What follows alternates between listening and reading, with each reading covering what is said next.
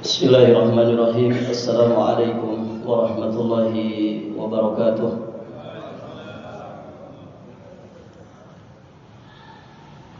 Alhamdulillahi rabbil alamin. Wabihi nasta'in ala umuri dunya waddin.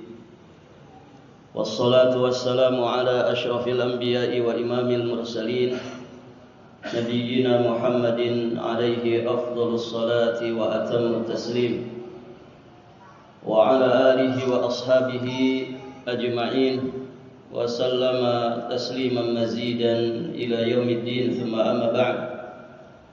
Allahumma inna nas'aluka ilman nafi'an wa na'udzu bika min ilmin la yanfa'. Ya hayyu ya qayyum bi rahmatika nastaghits, aslih lana sya'nana kullah wa la takilna ila anfusina tarfata 'ain. Para hadirin jamaah salat maghrib dan isya rahimani wa rahimakumullah. Alhamdulillah wa syukrulillah, kita bersyukur kepada Allah Subhanahu wa taala. Pada malam hari yang berbahagia ini kita sudah masuk di awal-awal dari bulan Dzulqa'dah 1447 Hijriah. Kita memohon kepada Allah, semoga Allah panjangkan usia kita semua di atas iman, di atas semangat beramal saleh, dan di atas keistiqomahan sampai nanti kita dijemput oleh malakatul maut. Hadirin jamaah yang dirahmati Allah, bulan Dzulqa'dah kemudian 2 bulan setelahnya, yakni Dzulhijjah dan bulan Muharram, ketiga-tiganya merupakan bulan yang sangat istimewa, yang semestinya setiap muslim memperhatikan keadaan dirinya untuk bisa memakmurkan 3 bulan istimewa ini dengan sebaik-baiknya amal. Karena 3 bulan istimewa ini termasuk di antara bulan-bulan haram, bulan-bulan yang Allah Subhanahu wa taala sucikan. Ada 4 bulan dalam 1 tahun yang Allah Subhanahu wa taala sucikan. Salasat mutawaliyat, 3 bulan diantaranya berturut-turut. Bulan saat ini yang sekarang kita berada di dalamnya, yakni bulan Dzulqa'dah, kemudian bulan berikutnya Dzulhijjah, kemudian juga bulan berikutnya Muharram, ditambah lagi bulan Rajab Mudhar allati baina Jumada wa Sya'ban, bulan Rajab antara Jumadal Akhirah dan bulan Sya'ban. Ibarat para pencari dunia, maka hadirin jamaah yang dirahmati Allah, bulan-bulan istimewa ini sangat-sangat efektif untuk kemudian kita melakukan percepatan di dalam perbekalan pahala kita sebelum kita menuju Allah Subhanahu wa taala. Kalau ibadah di tanah yang diharamkan itu istimewa, pahalanya berlipat. Bapak sholat di Masjidil Haram dengan sholat di Masjid Namira, beda pahalanya enggak Pak? Beda. Di Masjidil Haram 100.000 kali sholat di masjid biasa. Kenapa? Karena tanahnya tanah yang haram, tanahnya tanah yang suci. Nah, kasih sayang Allah kepada kita semua juga ternyata ada waktu yang Allah Subhanahu wa taala sucikan. Ada tempat yang Allah sucikan, ada juga waktu yang Allah sucikan. Dari 12 bulan itu Allah kasih kita 4 bulan yang jika kita maksimalkan dengan sebaik-baiknya amal, kita akan mendapatkan yang namanya percepatan limpahan pahala. Pun demikian orang yang menyia-nyiakannya, dia akan mendapatkan kerugian yang besar. Kenapa? Karena menyia-nyiakan berlimpahnya pahala di bulan-bulan istimewa tadi. Bahkan jika kemudian seseorang mengisinya malah dengan dosa dan maksiat, maka dosa dan maksiat yang dikerjakannya menjadi besar urusannya di hadapan Allah. Makanya orang maksiat di tanah biasa beda dengan maksiat di tanah haram. Orang maksiat di masjid biasa tentu berbeda dengan maksiatnya di Masjidil Haram. Atau tidak usah Masjidil Haram. Kalau ada orang judi di pos ronda dengan judi di dalam masjid, kira-kira mana yang lebih gede urusannya para jamaah? Orang yang judi di dalam masjid. Kenapa? Masjid itu sesederhana apapun, dia tempat ibadah, rumahnya Allah Subhanahu wa ta'ala. Nah itu para jamaah yang dirahmati Allah. Maka ini nikmat yang besar. Tidak semua orang itu diberi nikmat untuk bisa sampai ke bulan-bulan yang Allah sucikan seperti ini. Hari-hari yang lalu mungkin berapa banyak kita mendengarkan berita-berita saudara kita yang meninggal dunia. Innalillahi wa inna ilaihi raji'un. Mereka belum sampai bulan Dzulqa'dah sudah dipanggil oleh Allah Subhanahu wa ta'ala. Maka kita yang diberi kesempatan oleh Allah jangan disia-siakan sebelum segala sesuatunya menjadi penyesalan bagi kita semua. Baik hadirin jamaah yang dirahmati Allah, ini pengajian perdana kita. Insyaallah ta'ala kita akan membahas satu pembahasan yang penting untuk kita kaji. Pembahasan tentang Sahih Fadhail al-A'mal. Kenapa ada sahihnya? Ya supaya kita berpijak di dalam memotivasi diri untuk semangat beramal dengan pijakan yang benar, pijakan yang sahih. Hadirin jamaah yang dirahmati Allah, ada sekian banyak kitab yang ditulis oleh para masyayikh, ditulis oleh para ulama dari zaman ke zaman berkaitan dengan fadhailul a'mal ini. Nanti insyaallah ta'ala nanti akan kita pilihkan. Ada satu jilid yang nanti akan kita pilihkan. Nah karena ini pertemuan perdana kita, hadirin jamaah yang dirahmati Allah, kita sedikit ingin memberikan muqaddimah tentang betapa pentingnya kita itu memiliki motivasi yang besar di dalam jiwa dan raga kita untuk beramal soleh. Hadirin jamaah yang dirahmati Allah, sudah merupakan sunnatullah bahwa manusia itu diciptakan fi kabad. Manusia itu diciptakan Allah Subhanahu wa ta'ala dalam keadaan susah payah. Siapa di sini orangnya yang enggak pernah susah, Pak? Ada, Pak? Siapa di sini orangnya yang tidak pernah susah? Orang mau dapat nikmat saja kan harus susah, Pak. Mohon maaf. Kalau orang itu piknik, itu orang susah atau orang senang, Pak? Hah? Yang mana ini, Pak? Suka piknik gak ini? Ini kalau ada orang mau pelesiran, mau piknik, mau berwisata, itu orang susah atau orang senang? Yang mana ini? Orang susah. Dan kalau kita ketemu orang mau berangkat, mau kemana, Pak? Ustaz, mau jalan-jalan. Kemana? Ke Gunung Bromo. Pokoknya ke Jawa lah. Ada beberapa tempat wisata yang akan kami kunjungi. Suntuk Ustaz, stres di Balikpapan. Oh berarti yang wisata itu orang-orang stres, Pak. Jadi jangan berkecil hati.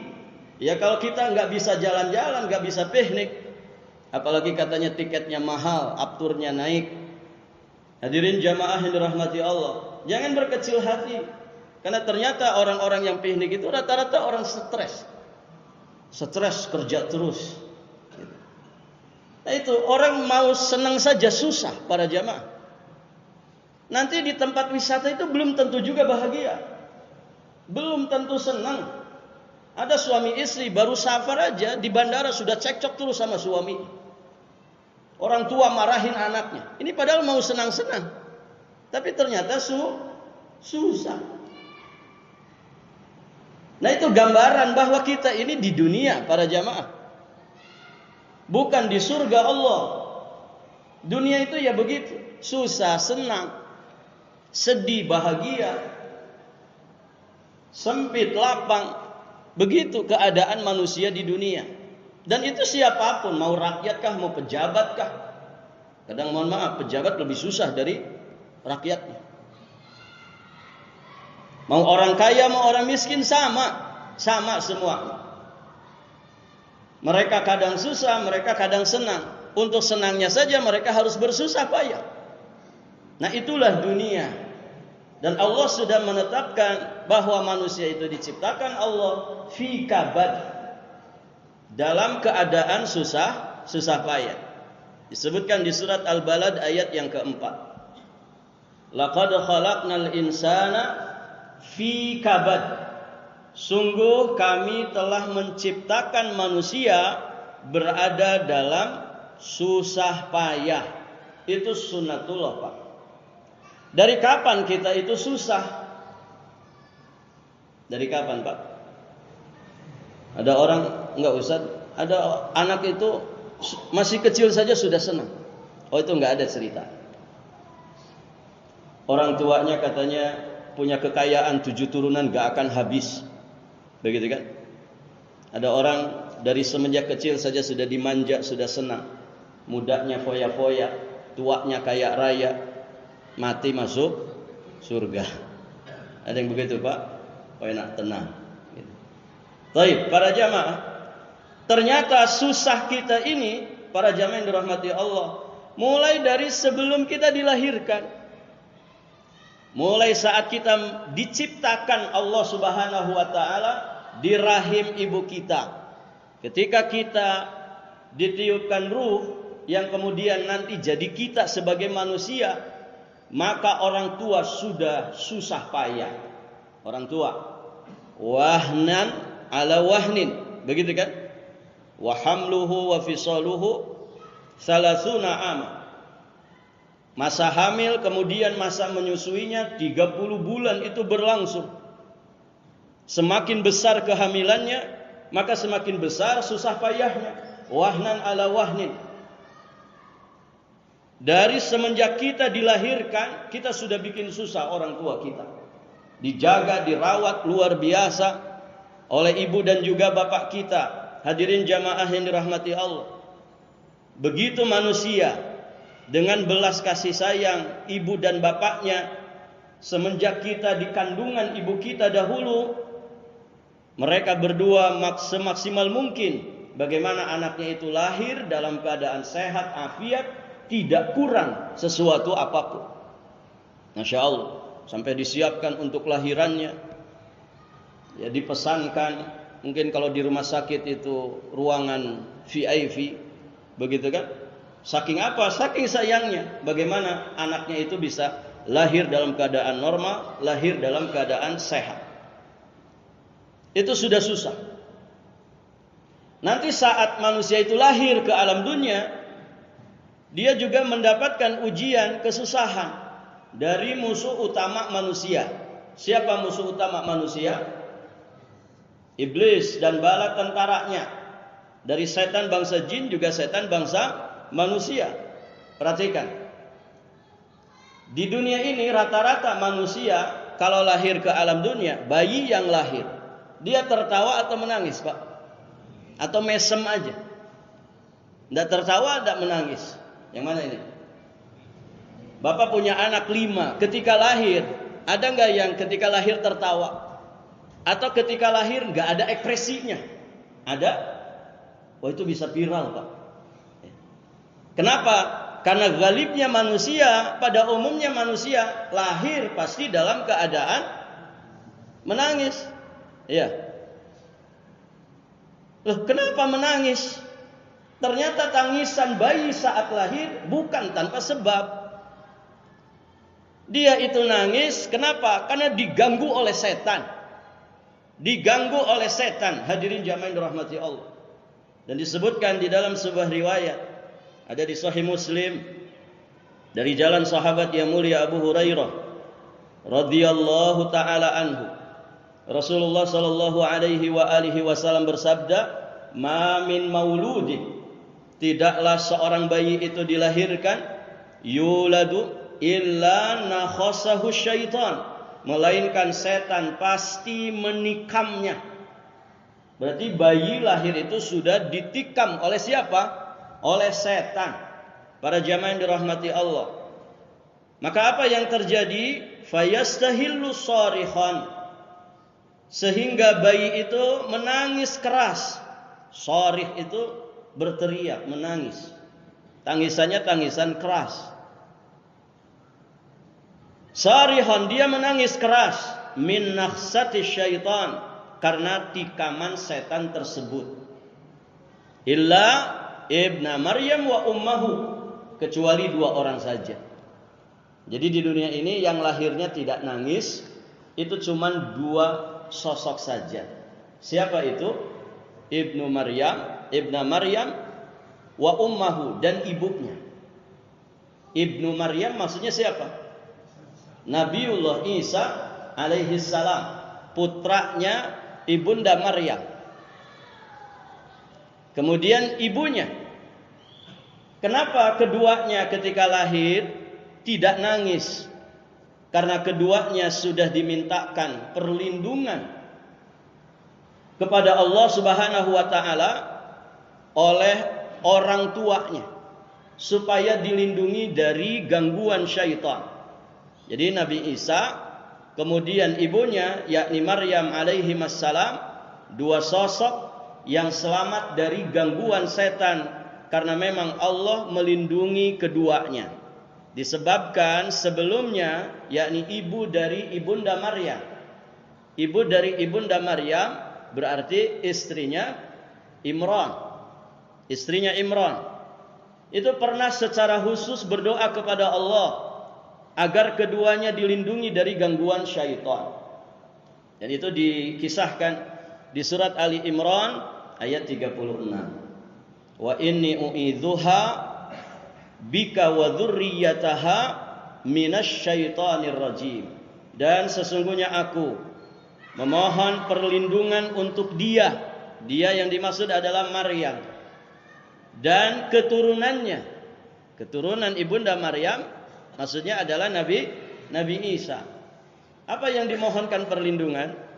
Dimohonkan perlindungan dari godaan setan yang terkutuk. Maka hanya 2 sosok ini saja saat lahir itu tidak menangis. Kalau kita semuanya menangis para jamaah, anak keturunan kita juga menangis. Ya walaupun kita tidak ingat Pak ya. Ada yang ingat dulu ketika lahir? Ya Ustaz, dulu ketika lahir saya juga nangis. Enggak ada yang ingat. Taib, hadirin jamaah yang dirahmati Allah. Nah ini ketika lahir. Dan dari sini kita paham kenapa kemudian setan itu, barakallahu fikum, saat kita di kandungan ibu, saat kita lahir ke alam dunia, dia sudah mulai mengganggu kita. Dia sudah mulai menyakiti kita. Hadirin jamaah yang dirahmati Allah. Disinilah kita memahami bahwa setan itu memang sudah menyatakan permusuhannya kepada manusia. Dan itu janjinya iblis di hadapan Allah, akan menggoda, menyesatkan Bani Adam, anak keturunan Nabi Adam alaihi salam. Ya kita ini anak keturunan Nabi Adam. Dan permusuhannya sudah dibuktikan ketika kita masih di rahim ibu sampai kita kemudian lahir. Apakah setelah lahir selesai? Setelah lahir kita selesai dari godaan setan? Ternyata tidak. Terus kita digoda Pak. Anak-anak kita digoda. Makanya kenapa di dalam adab Islam itu anak-anak kecil kalau sudah terbenam matahari waktu maghrib, jangan suka disuruh main ke keluar rumah. Harus dengan pendampingan ibu dan bapaknya. Baik di dalam rumah atau kalau laki-laki anak itu dibawa ke masjid dengan pendampingan bapaknya. Dan begitu. Kenapa? Karena di saat itulah setan-setan itu berkeliaran. Dan kita tahu kerjaan setan itu cuma satu, menyesatkan dan menggoda manusia. Supaya manusia menjadi teman-temannya nanti di dalam neraka. Nah itu para jamaah yang dirahmati Allah. Ditambah lagi Hadirin jamaah yang dirahmati Allah, manusia itu juga memiliki hawa nafsu.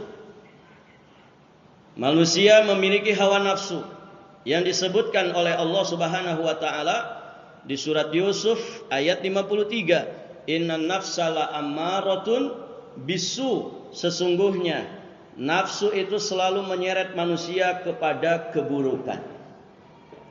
Dari sini kita paham bagaimana susah payahnya manusia itu mewujudkan kebaikan dalam hidupnya. Kenapa? Karena dia dihadang ya dengan dua musuh yang sangat luar biasa.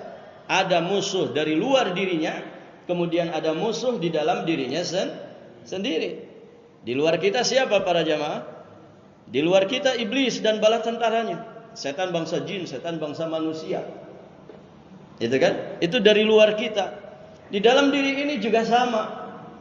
Kita punya musuh yang seharusnya ditaklukkan, dikendalikan, disetir sama kita supaya tunduk untuk taat kepada Allah. Nah, itulah hawa nafsu.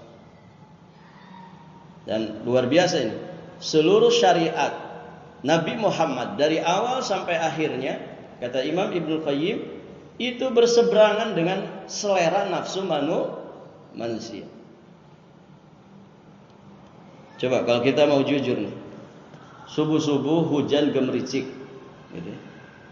Kira-kira kalau ngegugun nafsu Pak, kita kalau nurutin hawa nafsu, enaknya ke masjid atau melanjutkan tidur? Kalau mau nurutin nafsu, enaknya ngapain Pak? Benerin selimut kan? Benerin selimut, melanjutkan perjuangan. Maksudnya tidur lagi, kan gitu. Ini jam segini, kalau ngagugu nafsu enaknya ngapain? Ya, di dalam masjid dengerin kajian atau nongkrong di kafe, ya. Borneo FC lagi main ini, gitu ya. Sambil seruput kopi hahaha bersama teman-teman. Mana ini yang sesuai selera nafsu? Pasti orang kalau nurutin nafsu ya enaknya yang begitu-begitu. Ya kan begitu, Pak? Hadirin jamaah yang dirahmati Allah. Bapak kalau keluar rumah suka lihat yang lebih menarik dari istri Bapak? Suka lihat tidak Pak? Jujur saja. Ya. Kalau mau nurutin nafsu, dilihat atau nundukkan pandangan? Kalau mau nurutin nafsu, dilihat kan begitu. Wah, bening ini. Rumput tetangga selalu lebih hijau. Kan begitu. Kalau mau nurutin nafsu, ini beda dengan yang di rumah nih, gitu. Tapi lihat syariat memerintahkan kita ghaddul basar, tundukkan pandangan, karena sejatinya apa yang ada pada perempuan itu juga ada pada istrimu. Ada orang curhat para jamaah, ya walaupun tidak baik ya, tapi ini testimoni orang yang sudah malang melintang di dunia maksiat, supaya jadi pelajaran bagi kita. Ustaz, saya itu kalau wanita sudah suku apapun pernah saya. Mau suku apa? Terus saya tanya, emang gimana Pak? Rasanya bedakah? Ini testimoni nih. Apa dia bilang? Sama saja Ustaz. Begitu Pak. Dan itu menunjukkan betapa benarnya apa yang disabdakan oleh Nabi. Kalau kalian melihat seseorang sosok yang kemudian mengagumkan dirimu, maka segeralah datangi istrimu. Karena apa yang ada pada wanita itu sejatinya sudah ada pada istrimu. Nah begitu. Tapi nafsu manusia begitu. Selalu menyeret manusia kepada keburukan. Menyeret manusia kepada ketamakan, gak ada kenyang-kenyangnya. Nah inilah yang dihadapi manusia dalam hidupnya. Hadirin jamaah yang dirahmati Allah. Fitnah, ujian, cobaan, rintangan kehidupan untuk mewujudkan kebaikan itu ada dari luar dia, kemudian juga ada dari dalam dirinya. Dan inilah hadirin jamaah yang dirahmati Allah yang harus kita hadapi dalam hidup ini. Maka pantas kalau kemudian para ulama menyebut dunia itu dengan darul bala, Dunia itu darul bala wal imtihan. Dunia itu negeri tempat kita diuji, negeri tempat kita menghadapi segala cobaan, rintangan, tantangan dan juga hambatan kehidupan. Hadirin jamaah yang dirahmati Allah, maka walhamdulillah dengan nikmat Islam yang Allah Subhanahu wa taala anugerahkan kepada kita semua. Hadirin jamaah yang dirahmati Allah, sesungguhnya sebaik-baik petunjuk adalah petunjuknya Nabi. Fa inna khairal hadyu Muhammad. Sesungguhnya sebaik-baik petunjuk adalah petunjuknya Nabi. Susah payahnya kita dalam kehidupan dunia ini, para jamaah yang dirahmati Allah, sejatinya merupakan kebahagiaan tersendiri bagi orang-orang yang beriman, yang mengikuti petunjuk Nabi Shallallahu Alaihi Wasallam. Maka segala ujian, cobaan, rintangan kehidupan dia akan hadapi dengan mantap, dengan penuh keyakinan. Kenapa? Karena dia memiliki petunjuk dari Nabi Shallallahu Alaihi Wasallam. Dan dia tidak berkeluh kesah kepada siapapun, apalagi kepada makhluk. Dia hadapi segala sesuatunya dengan ikhtiar yang maksimal, dengan doa yang terbaik di dalam setiap episode kehidupannya. Disitulah kenapa ya di dalam Islam kita diperintah untuk ikhtiar yang baik-baik, untuk tawakal, untuk berdoa semaksimal mungkin dalam kehidupan sehari-hari kita. Karena memang hidup kita ini penuh dengan kabad, kesusahan. Dari situ kita sadar bahwa kita ada di dunia, negeri tempat kita mendapatkan ujian, dan rehat itu nanti di surga. Rehat itu nanti di surga. Masya Allah para jamaah. Ar-raha fil jannah, itu kalimat sering kita dengar mungkin ya, bahwa rehat sesungguhnya itu di surga. Tapi kadang nasihat kalimat singkat ini begitu menghunjam di dalam jiwa kita di saat-saat tertentu ketika ada orang mengucapkannya dalam keadaan tertentu. Beberapa waktu lalu para jamaah, ada teman saya, sahabat saya rahimahullahu ta'ala,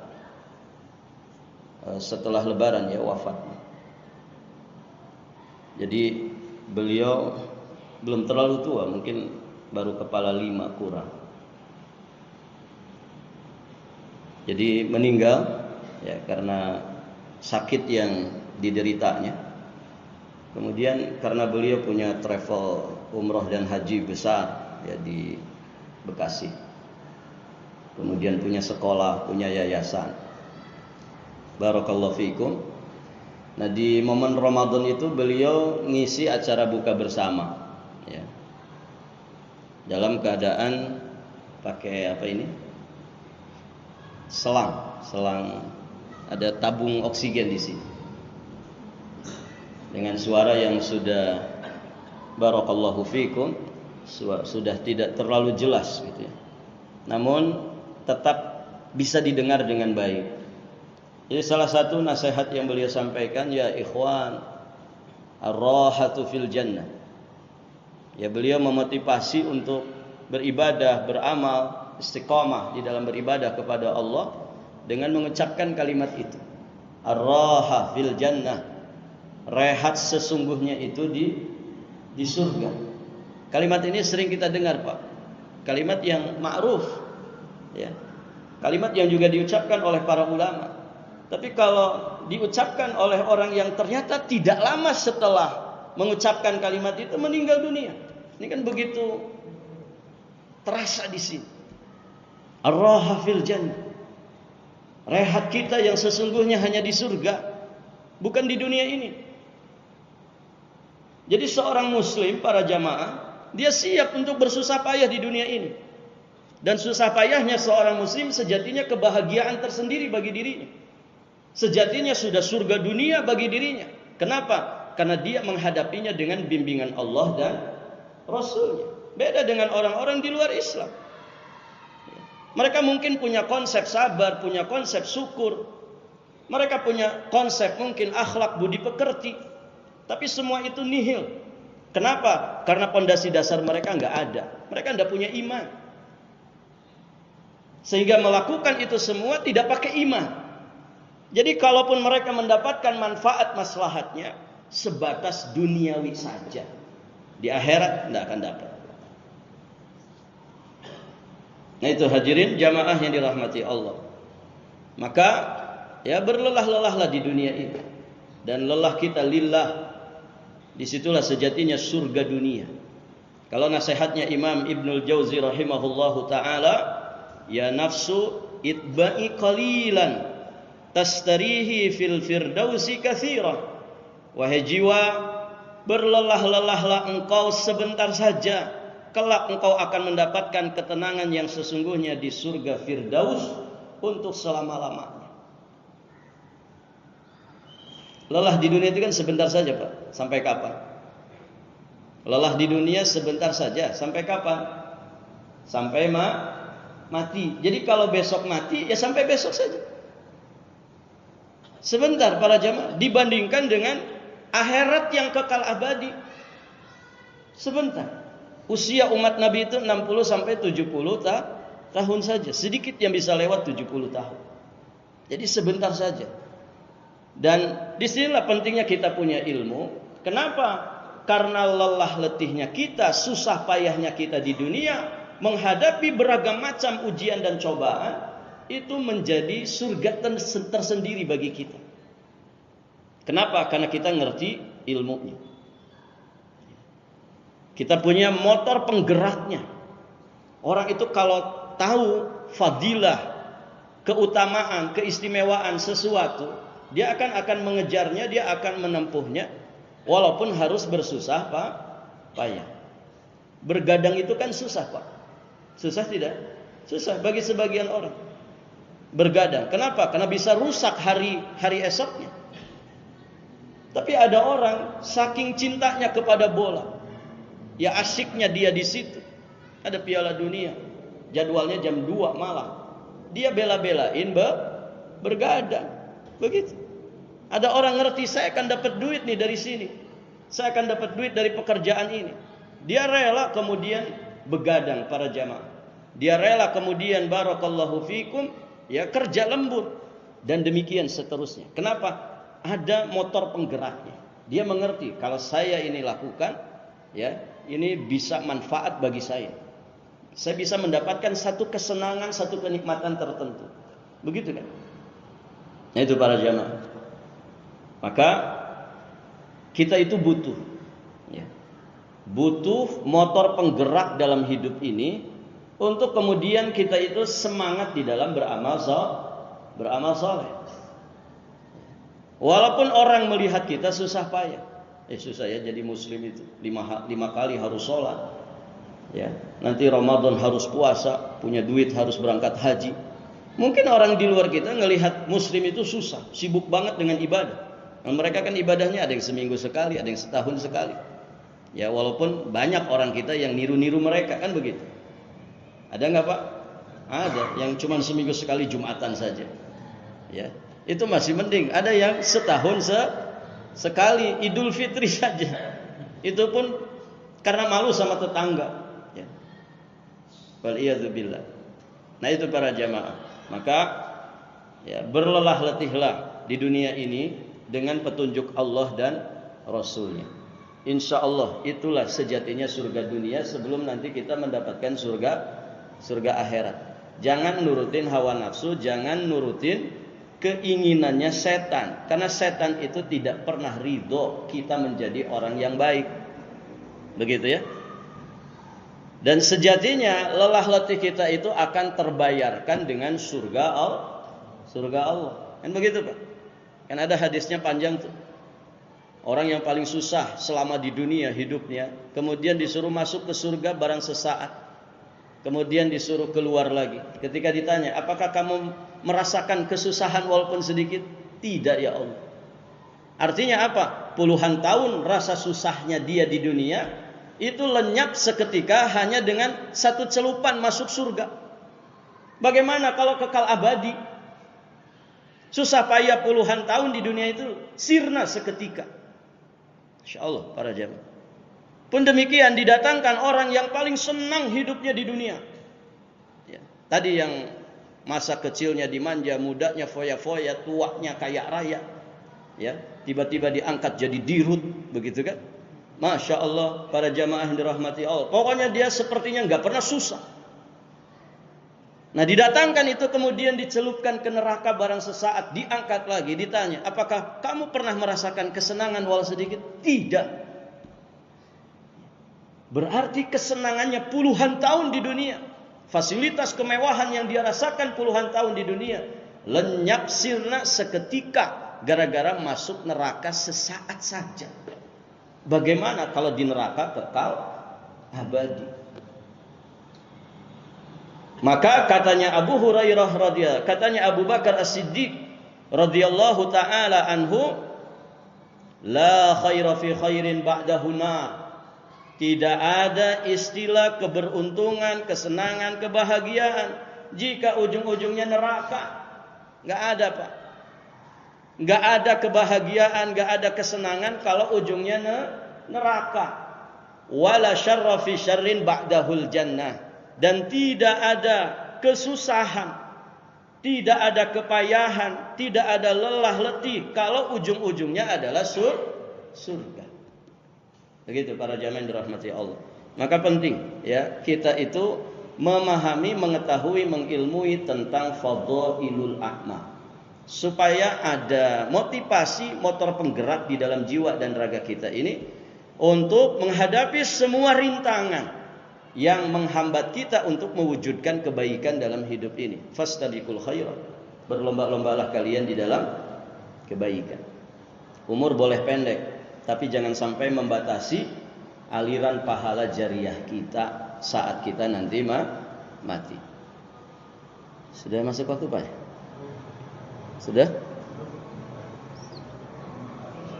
1 menit lagi. Cukup, Pak ya. Baik para jamaah, ini muqaddimah saja ya, sebagai pemanasan. Mudah-mudahan sudah pada panas gitu. Nanti kita lanjutkan. Saya belum memilihkan kitabnya karena banyak kitabnya ini ya. Kalau mungkin juga tidak sempat, nanti kita, karena saya lebih senang mengambil banyak rujukan saja ya, sehingga nanti bisa disampaikan sudah matang begitu ya ke jamaah. Baik para jamaah, sampai di sini saja pelajaran kita, semoga bermanfaat. Insyaallah taala di Ahad pekan depan kita lanjutkan kembali. Subhanakallahumma wa bihamdik, asyhadu an la ilaha illa anta, astaghfiruka wa atubu ilaik. Assalamualaikum warahmatullahi